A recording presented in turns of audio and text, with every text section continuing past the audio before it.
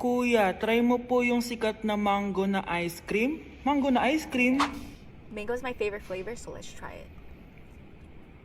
Wow, parang ang sarap niya. Tara, bili tayo. So, papunta na ako sa convenience store para hanapin yung famous na mango na yan. Sabi nila meron daw dito sa Vietnam. Kaya pumunta ako dito sa Circle K. Guys, meron dito oh. Hello, kompleto. Guys, excited na ako matry ito. Bilhin na natin. Grabe, napakamahal naman ng mga yan. Ayun guys, binili ko yung mango, yung lemon, tsaka yung peach. Eto na sila. Tikman na natin. Unahin na natin tong si mango kasi ito yung pinakasikat. Sirain ko na. Wow! Mukha talaga siyang mangga in real life, guys. Tapos dito siya hahawakan. Okay, unang kagat.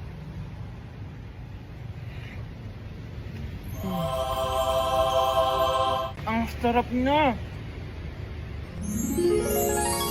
Lasa talaga siyang mangga, promise, na may konting gatas. Medyo maasim din siya na onte. 10 out of 10 to sa akin, guys. Okay, next naman itong peach. Mukha siyang puwet ng bata, oh. Okay, kagatin na natin. Ang nostalgic ng lasa niya.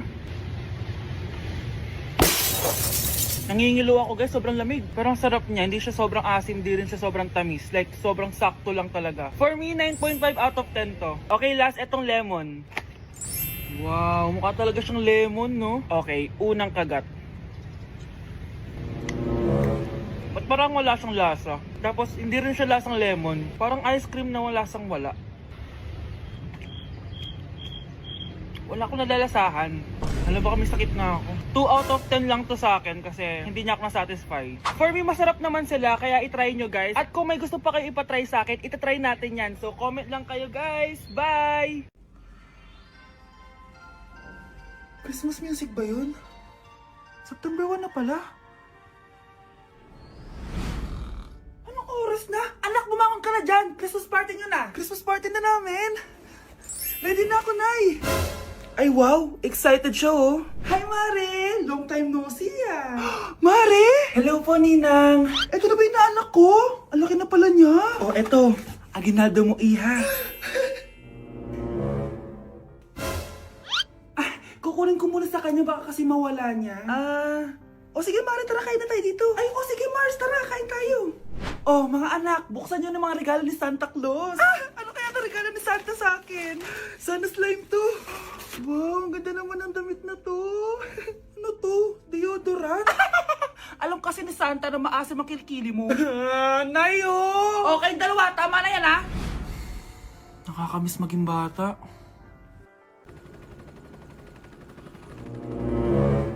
OMG! Grabe yung baha, oh! For sure, marami naman nakurakot si Dad. Paldo! Oh, Cheska, ba't ang aga mo? Di ba traffic kasi baha? Ay, opo ma'am, baha nga po eh. Kaya pinag-helicopter na ako ni Daddy para safe ako. Kawawa nga po yung mga tao eh. Wow, sana all. Yes Daddy? Opo, nandito na po ako sa school. Yung baon ko 1 million ha, send mo na. Ha? 1 million yung baon niya? No! Binasa mo yung Chanel bag ko! Sorry, Cheska. Alam mo ba kung magkano to, ha? 600,000 to! Mas mahal pa to sa bahay nyo! Napakamahal naman yan. Whatever. Papabili na lang ulit ako. Salamat ka, mabait ako. Nahiya naman tong 300 peso na bag ko. Be, tara sa kantin. Nag-crave ako ng siomay tsaka ng kwek-kwek. Tara. Pwede bang sa Wolfgang na lang tayo mag-lunch? Hindi kasi ako sanay sa mumurahing pagkain. Be, anong kala mo sa akin? Anak ng CEO? Ano ba yan? Hindi ba kayo binibigyan ng allowance ng daddy nyo? Ako na nga lang. Hindi ka naman ganyan dati. Okay, class. Si Cheska na ang bago nating treasurer. Ma'am, wag si Cheska. Kukurakutin niya lang yung class funds natin. Parang tatay niya. Flood control, ayaw. Gastos, gusto. Kaya mayaman si Cheska kasi korap ang pamilya niya. Ang laki ng tax na binabayaran ko. Sa Disney Princess pala natin napupunta lahat. Habang kami, binabaha na dito. Ikaw pa helicopter lang. Wow, napaka-lavish mo naman. Tsaka, pera muna ako nito Chanel bag mo ha. May ambag din ako dito, no? Hindi kami titigil hanggat walang nakukulong. Deserve nyong magdusa. Kaya hindi umuunlad ang Pilipinas dahil kinukurakot nyo. Mahiya naman kayo! Don't stop shaming them. Deserve nila yan. Mainit ang mata sa atin ng mga tao. Kaya siguraduhin nyo na magmumukha tayo malinis, ha? Dad! Alam na nilang lahat! Nadidepress na ako. Binabash nila ako sa social media. Tapos kanina sa school, binubuli nila ako. Nasisira image ko. Ayusin mo to, Dad! Gumagawa na ako ng paraan, anak. Pero sa ngayon, Kailangan ko muna kayo palipad sa Amerika para safe kayo. Okay, Dad. I'm calm. Bigyan mo ako ng 10 million pang shopping ko doon, ha? May mga mag-iimbestiga dito. Kaya lahat ng mga luxury cars namin, itago nyo muna. Hindi nila pwede makita yung mga yun. Base sa report na binigay sa akin, may ghost project daw kayo. Totoo ba yun? Wow! It's a yes or no question! Bakit di ka makasagot? Your Honor, kakausapin ko po muna yung lawyer ko. Ang kakapal nyo. Halata naman sa mga kilos nyo na guilty kayo. Kamusta na kaya sila, Mom and Dad? Sana okay lang sila. Nawala sa garahe ang 10 sa 12 luxury cars. Pati mga sasakyan tumakas na. Hindi kami papayag na hindi kayo mananagot. Hindi kami mananahimik sa issue na to. Anak! Umagang-umaga, cellphone agad hawak mo? Tignan mo ito napanood ko. Huwag mag-cellphone agad pagkagising mo sa umaga kasi pinapataas mo lang ang stress levels mo. Ano ba naman yan, Nay? Oh, doktor na may sabi, ha? Tigilan mo na yan. Maniniwala pala tayo sa doktor. Sige. Grabe, ang init. Paliligo na nga ako. Nay, may napanood ako, oh. Kung may nagsabi sa'yo na dapat kang maligo araw-araw, isang malaking kasinungalingan yan. Oh, sabi ng doktor, Nay, bawal daw maligo araw-araw. Ba't ka naliligo? Oh, sige, di na ako maliligo. Kung akala mong healthy ang mga prutas, pakinggan mo tong sasabihin ko. Oh, Nay, nagsalita na yung doktor, ha? Huwag ka na kumagat dyan. Pati ba naman prutas? Ay, magmamatcha na lang ako. Kung akala mong healthy ang mga matcha, pakinggan mo tong sasabihin ko. Hala, sabi ng doktor, hindi daw healthy yung matcha, Nay. Huwag mo na inumin yan, ha? Pati matcha bawal. Sinisira mo ang utak mo sa paggamit ng mga betchin. Oh, Nay, sabi ng doktor, sinisira mo daw utak mo. Huwag ka na maglagay niyan. Tama na!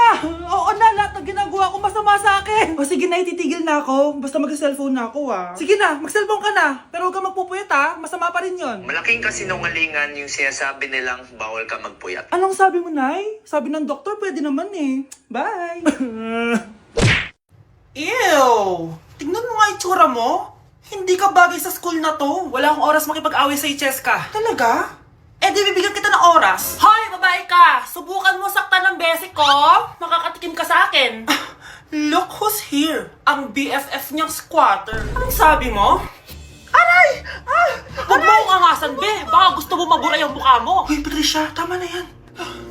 Awayin mo pa tong basic ko, hindi lang yung matitikman mo sa akin. Walang iya kayo, ipapa-guidance ko kayo. Lagot kayo sa tatay ko. Go lang, be. Papuntahin mo dito yung tatay mong korap. Pag-meet and greet kami. Hindi pa ako tapos sa inyo. Ay, banatera ka talaga, bes. Alam mo yan, bes.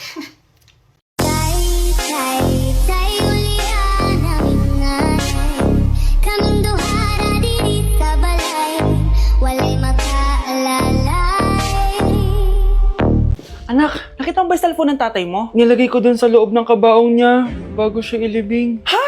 Ba't mo naman ginawa yun, anak? May mga importante laman dun. Baka sakaling buhay pa siya para matawagan niya ako. Ay, Diyos ko talaga tong batang to.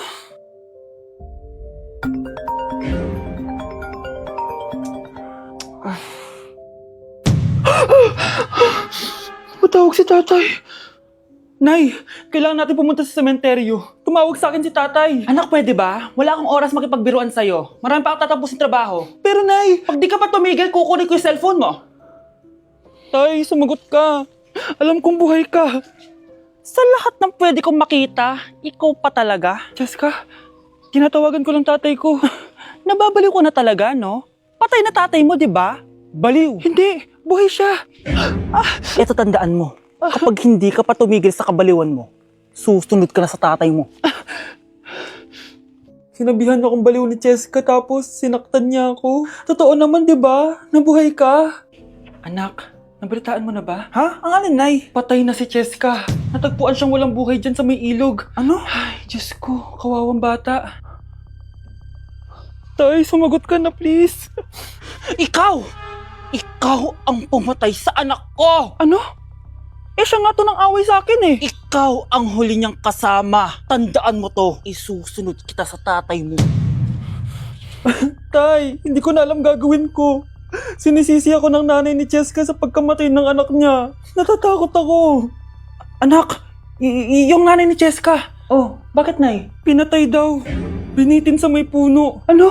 Nakakatakot na dito sa barangay natin, anak. Sinong pumapatay sa kanila? Nay, may tao. Sino po sila? Magandang araw po. Ako po si Detective Jason. Ako ang may hawak sa investigation case sa pagkamatay ni Cheska at ng kanyang nanay. Bakit kayo nandito? Dahil dito.